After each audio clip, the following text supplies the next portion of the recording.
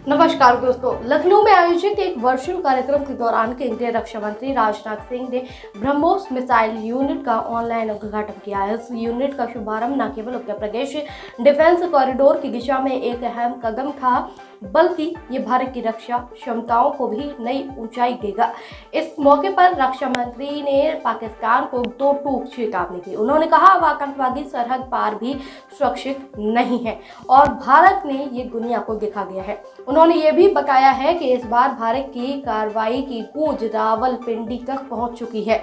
वहीं रावलपिंडी, जहां पाकिस्तानी सेना का मुख्यालय स्थित है। राजनाथ सिंह ने आगे कहा कि उत्तर प्रदेश को देश का प्रमुख उत्पादन केंद्र बनाने की दिशा में यूपी डिफेंस कॉरिडोर की बड़ी भूमिका है। लखनऊ, कानपुर, झांसी, चित्रकूट, आगरा और अलीगढ़ जैसे शहर अब रक्षा निर्माण के नए केंद्र बनेंगे। इससे न सिर्फ प्रदेश में आर्थिक गतिविधियां बढ़ेंगी, बल्कि युवाओं को रोजगार के नए अवसर भी प्राप्त होंगे।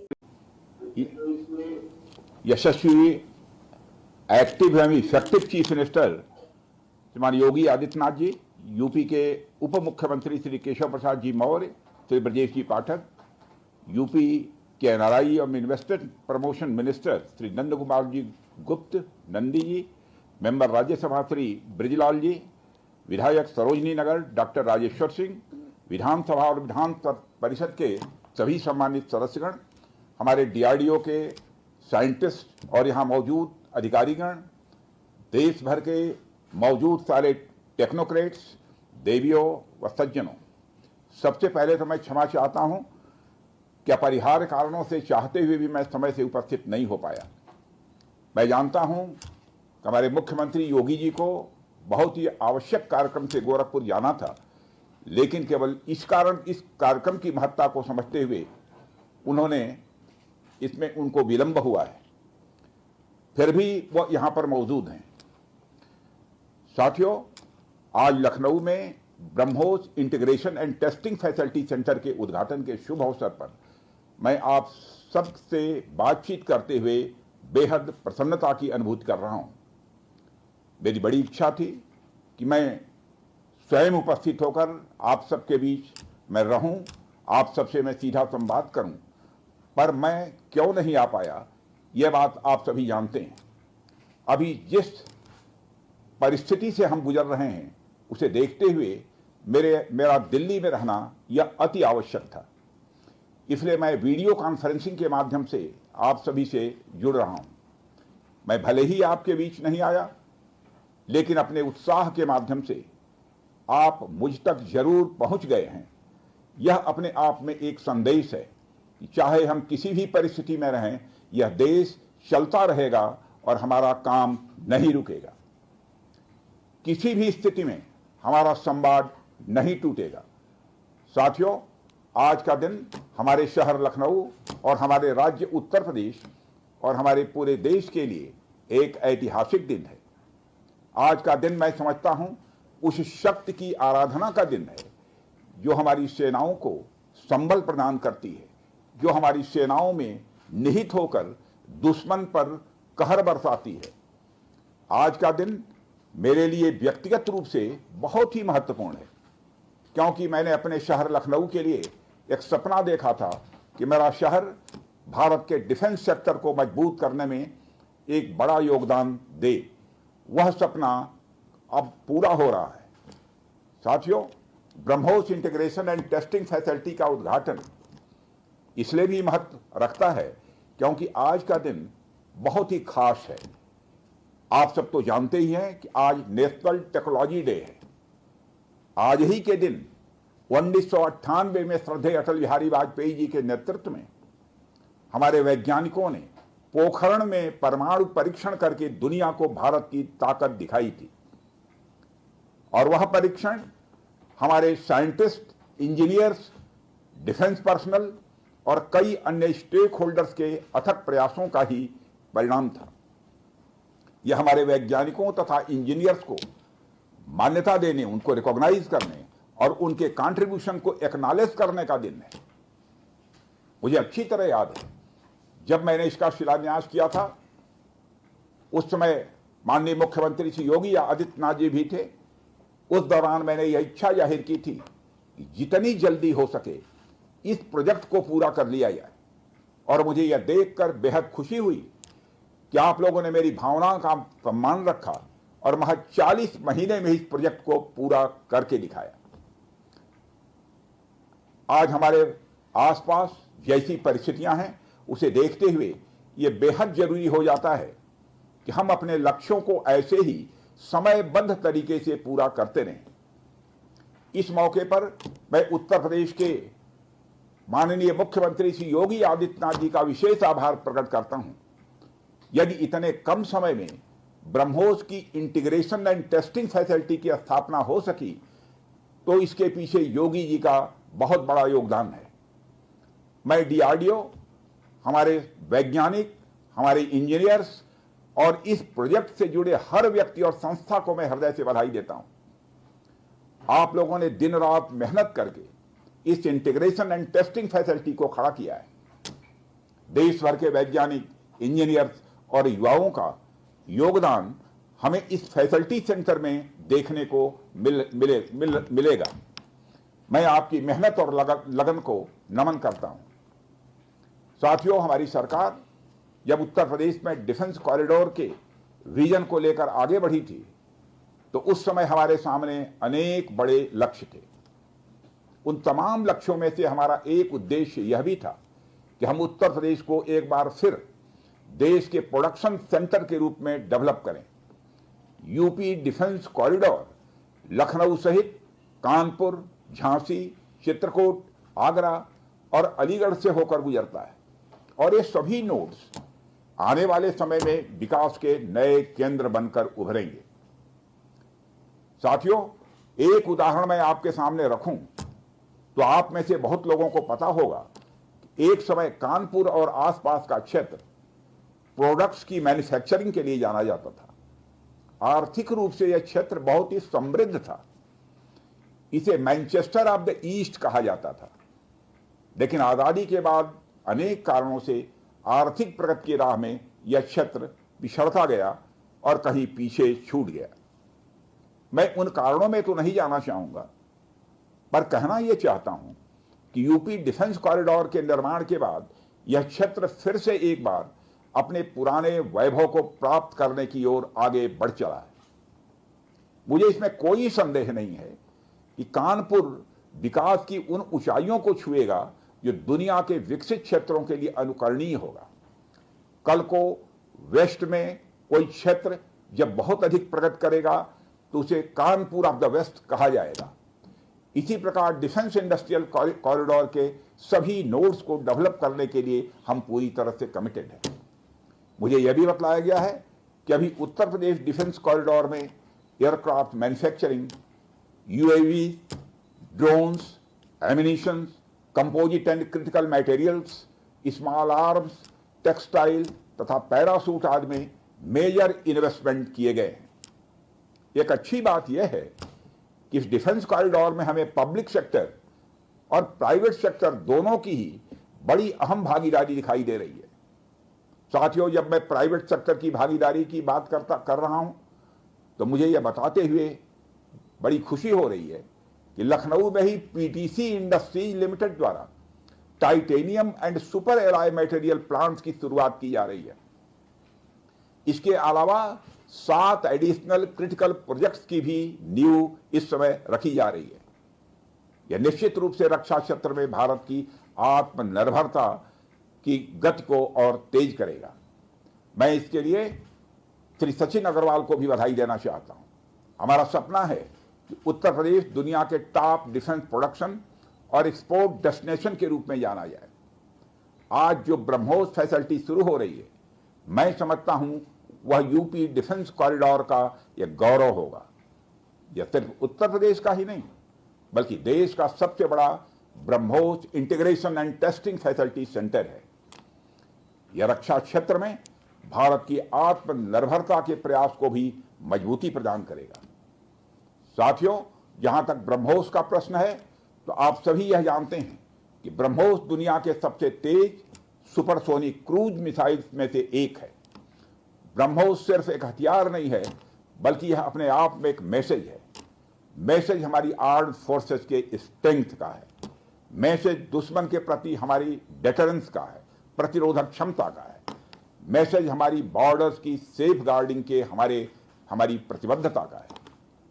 साथियों, पोखरण परमाणु परीक्षण में महत्वपूर्ण योगदान देने वाले मिसाइल मैन और हमारे पूर्व राष्ट्रपति डॉक्टर APJ अब्दुल कलाम ने यह कहा भी था कि unless India stands up to the world, no one will respect us in this world.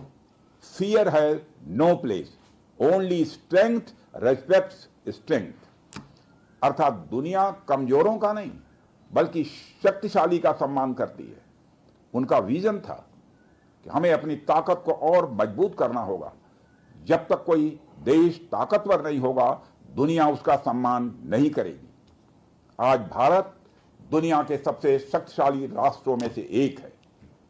हम लगातार अपनी ताकत और बढ़ा रहे हैं और मैं समझता हूं कि आज जो फैसिलिटी सेंटर शुरू हो रहा है, यह भारत की शक्ति को और मजबूत करने में सहायक होगी।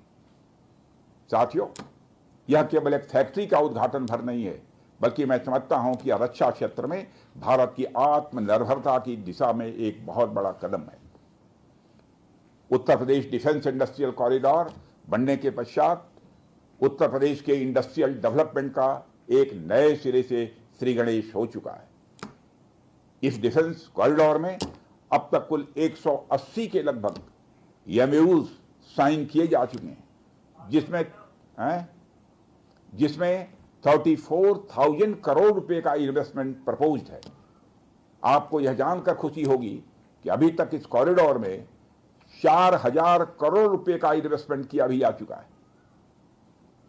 साथियों, टेक्नोलॉजी डे के दिन इस हाई टेक्नोलॉजी प्लेटफॉर्म फैसिलिटी को इनागुरेट करना अपने आप में एक लैंडमार्क डे है, परंतु इसके साथ साथ यह भारत की नई इनोवेटिव एनर्जी को भी दिखाता है, जिसको हमने पिछले कुछ सालों में गति देने का प्रयास किया है। हम सब जानते हैं कि इस समय टेक्नोलॉजी के क्षेत्र में, खासकर critical high and frontier technology के क्षेत्र में बड़ी तेजी से बदलाव आ रहा है। चाहे सिविल सेक्टर हो या डिफेंस सेक्टर, आज रोज नई नई टेक्नोलॉजी सभी प्रकार के प्रोडक्ट्स या सर्विसेज में क्रांतिकारी परिवर्तन ला रही हैं। हमारे जीवन का कोई भी ऐसा कार्य क्षेत्र नहीं है जहां टेक्नोलॉजी हमें डिसरप्टिव तरीके से प्रभावित न कर रही हो। दुनिया के हर क्षेत्र में इस टेक्नोलॉजी क्रांति ने एक ऐसी उथल पुथल मचा रखी है जहां पुराने सारे अब तक के स्थापित जो नोशंस हैं, धारणाएं हैं, वह तेजी से बदल रही हैं और ऐसे नए परिवर्तनों का आगाज हो रहा है जिसके बारे में पहले हम सोच भी नहीं सकते थे। ऐसे में नेशनल टेक्नोलॉजी डे एक खास महत्व रखता है और इस खास दिन पर डिफेंस के क्षेत्र में एक हाई टेक्नोलॉजी फैसिलिटी को उद्घाटन करना मेरे, आपके और हम सब के लिए एक गौरव का विषय है। साथियों, ब्रह्मोस भारत और रूस के हाईएस्ट डिफेंस टेक्नोलॉजी का एक संगम है। जिस तरह हमारा उत्तर प्रदेश प्रयाग स्थित संगम के लिए दुनिया भर में जाना जाता है, उसी तरह आने वाले समय में लखनऊ भी इस टेक्नोलॉजी के संगम के लिए जाना जाएगा और यह संगम कई अनेक विशेषताओं को अपने अंदर समाहित करता है।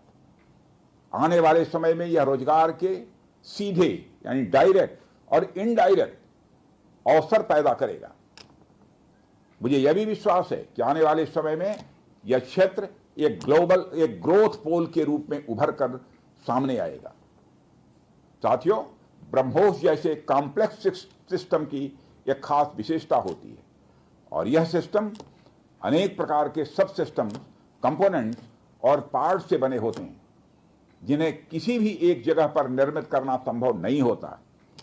यह सभी अलग अलग पार्ट्स इतने विशेष होते हैं, स्पेशलाइज्ड होते हैं, इनमें से हर एक को बनाने के लिए हाईली स्किल्ड मैन पावर और हाई टेक्नोलॉजी वाले हथियार, औजार, टूल्स की आवश्यकता होती है। आपको मैं यह बताना चाहूंगा कि हमारी डिफेंस इंडस्ट्री के अंदर देश भर में, चाहे वह DPSUs हों या प्राइवेट सेक्टर की इंडस्ट्रियल यूनिट्स हो या जहां भी स्थापित होती हैं, वहां अपने साथ साथ एमएसएमई यानी छोटी औद्योगिक इकाइयों का एक एंसिलरी इंडस्ट्रियल बेस भी निर्मित करती हैं और इन एंसिलरी इंडस्ट्रियल बेस से पूरे इलाके का एक सामाजिक आर्थिक विकास होता है। मेरा मानना है कि यह फैसिलिटी सेंटर भी वही भूमिका निभाएगा। और साथियों, जैसा कि आप सब जानते हैं, चाहे भारत सरकार हो या राज्य सरकार, हमारी नीति एकदम साफ है। Make in India, make forward. हमारे लिए रक्षा क्षेत्र में आत्मनिर्भरता का अर्थ बहुत व्यापक है। हम इस विचार के साथ आगे बढ़ रहे हैं कि हमें खुद के लिए तो आर्म्स एंड इक्विपमेंट बनाना ही है, साथ ही साथ में पूरी दुनिया को एक्सपोर्ट भी करना है। साथियों, दुनिया की मिलिट्री मार्केट में अपार संभावनाएं हैं।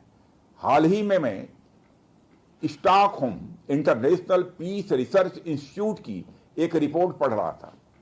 उसमें उन्होंने यह बताया है कि वर्ल्ड मिलिट्री एक्सपेंडिचर 2024 में बढ़कर $2,718 बिलियन हो गया है। आप सोचिए, आर्म्स एंड इक्विपमेंट का इतना बड़ा मार्केट हमारी राह देख रहा है। इसलिए हमें बेहद मजबूती से भारत को दुनिया के लिए एक अट्रैक्टिव डिफेंस प्रोडक्ट हब के रूप में विकसित करने की ओर आगे बढ़ना ही होगा। आज का दिन उस विचार की तरफ बढ़ाया गया हमारा एक और ठोस कदम है। इन सारी चीजों ने मिलाकर उत्तर प्रदेश में डेवलपमेंट का एक इकोसिस्टम तैयार किया है। इसी कारण हम उत्तर प्रदेश में डिफेंस कॉरिडोर का भी निर्माण कर पाए। हमने लखनऊ में डिफेंस एक्सपो का भी आयोजन किया। हमने डीआरडीओ के टेस्टिंग सेंटर DTTC की भी स्थापना की और आज जिस ब्रह्मोस फैसिलिटी का उद्घाटन यहां हो रहा है, इस फैसिलिटी की शुरुआत से ही लगभग 500 डायरेक्ट और 1000 इनडायरेक्ट रोजगार सृजित होंगे। यह भी कहीं न कहीं उस इकोसिस्टम के कारण ही संभव हो पाया है जो श्री योगी आदित्यनाथ जी ने यहां डेवलप किया है। यानी हमारी डबल इंजन की सरकार उत्तर प्रदेश में खेल से लेकर खेत तक, कल्चर से लेकर कनेक्टिविटी तक, पुलिस से लेकर पॉलिसी तक और टेक्नोलॉजी से लेकर टूरिज्म तक हर क्षेत्र में विकास कर रही है। इसलिए मैं उत्तर प्रदेश सरकार को पुनः बधाई देता हूं। हर तरीके से उत्तर प्रदेश और भारत के डेवलपमेंट को लेकर हमारा संकल्प, हमारा समर्पण और हमारी प्रतिबद्धता और भी मजबूत होती जा रही है। साथियों, 11 मई को पोखरण से जो आत्मविश्वास प्रारंभ हुआ था, आज लखनऊ में वह और मजबूत हो रहा है।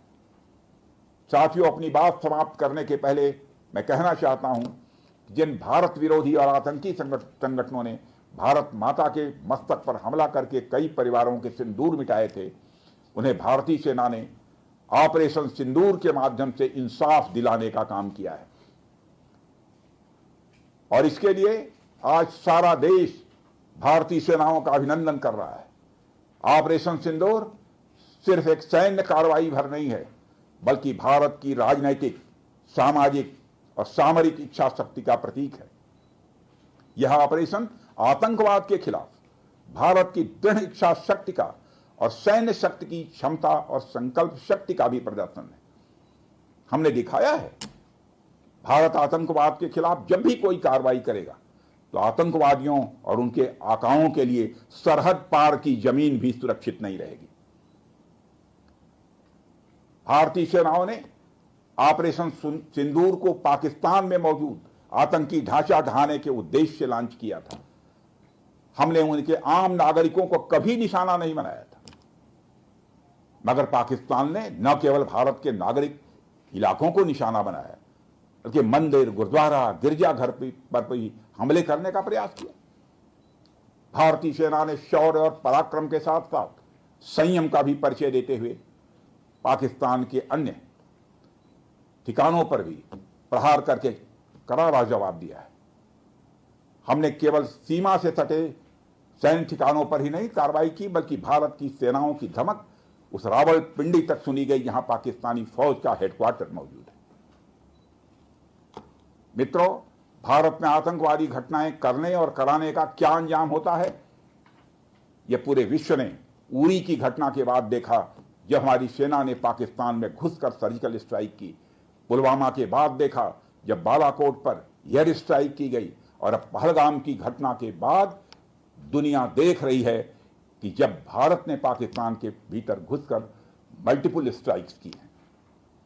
आतंकवाद के खिलाफ जीरो टॉलरेंस की नीति पर चलते हुए हमारे यशस्वी प्रधानमंत्री श्री नरेंद्र मोदी ने स्पष्ट कर दिया है कि यह नया भारत है जो आतंक के खिलाफ सरहद के इस पार और उस पार दोनों तरफ प्रभावी कार्रवाई करेगा। यह हमारे प्रधानमंत्री जी ने स्पष्ट रूप से यह संदेश दे दिया है। मैं एक बार फिर से BrahMos integration and testing facility centre और इस प्रोजेक्ट में शामिल सभी स्टेक होल्डर्स को हार्दिक बधाई देता हूं। मैं साथ ही पीटीसी इंडस्ट्रीज लिमिटेड को भी उनके एम्बिशियस प्रोजेक्ट पर हृदय से बधाई देता हूं। इन तमाम प्रोजेक्ट्स की शुरुआत पर मैं लखनऊ और उत्तर प्रदेश की जनता को भी बधाई देता हूं, जो इस ऐतिहासिक पहल का हिस्सा बन रही है। अंत में मैं आप सभी का आभार प्रकट करते हुए अपनी बात को समाप्त करना चाहता हूं और आप सभी से मैं खेद भी व्यक्त करता हूं कि निर्धारित समय पर मैं इस कार्यक्रम में उपस्थित नहीं हो सका, लेकिन देर आया दुरुस्त आया। आप सबको बहुत बहुत धन्यवाद। जय हिंद।